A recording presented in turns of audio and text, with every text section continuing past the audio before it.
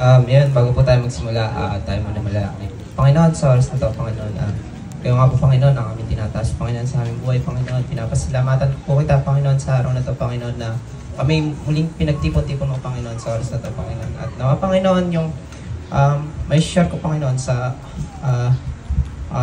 oras na ito, Panginoon, ay tumatak, Panginoon, sa kanyang puso at isipan, Panginoon. So, yun po, Panginoon, ang paborit ko sa salamat sa Panginoon Jesus. Amen. So, ayun, bago po tayo magsimula, sumakses na ba ang lahat?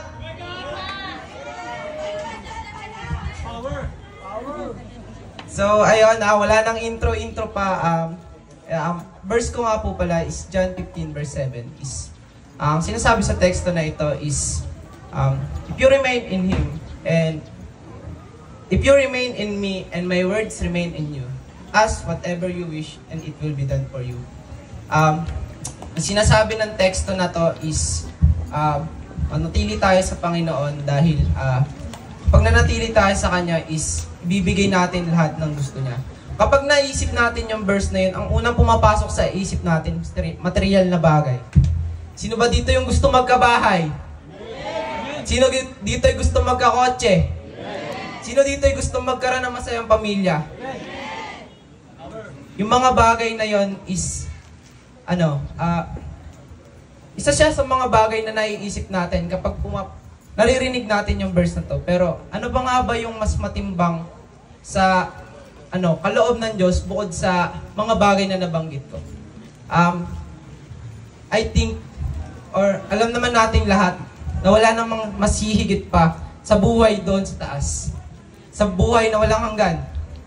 Yung wala nang sakit, wala nang problema, at sumakses na ang lahat. Amen ba? Amen! So, ang first points ko po dito is, number one, always remain in Him no matter what the situation is. Kasi ito talaga yung pinakamahirap maabot sa lahat. Kasi, paano mo may bibigay ni Lord yung dinidesire ng puso mo kung hindi ka mananatili sa Kanya, di ba? Kung hindi ka mananatili sa presence niya. To do that, we must pray, matin ng church, at hindi lang basta matin ng church, kundi pag nilayan natin yung salita niya, ibahagi natin sa lahat ang pinaka-importante sa lahat dahil gusto ng Panginoon na hindi lang tayo maligtas, kundi ibang tao pa na hindi na pa naaabot at hindi pa na pagkakalooban ng salvation na dapat para sa lahat.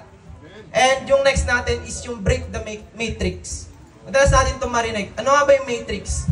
Yung mga trend, makamundong bagay na hindi na dapat natin pang binabalikan kasi nakilala na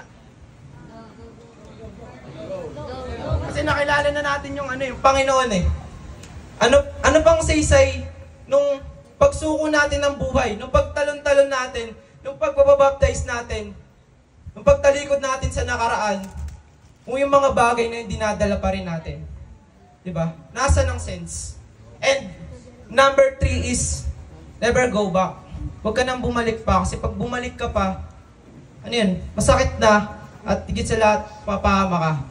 Alam mo kapatid, kapag masakit na, matuto ka nang bumitaw.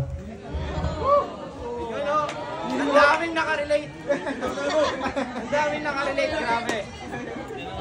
At last points ko po is, learn to let go of the past.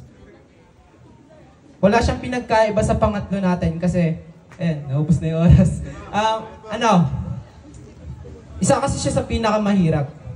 Kaya kahapon, kagabi, ako, sinuko ko na yung addiction. Kaya nga sinabi ni Pastora Tessa, lumapit, yung may mga kasalanan na paulit-ulit na nagagawa.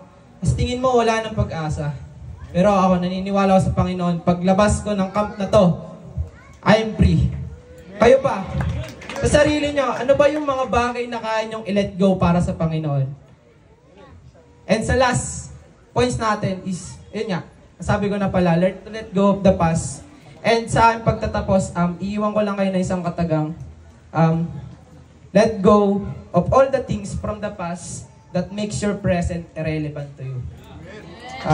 Yan lang po, glory to God. Kayo po manalangin, Panginoon, salamat po sa oras na ito, Panginoon.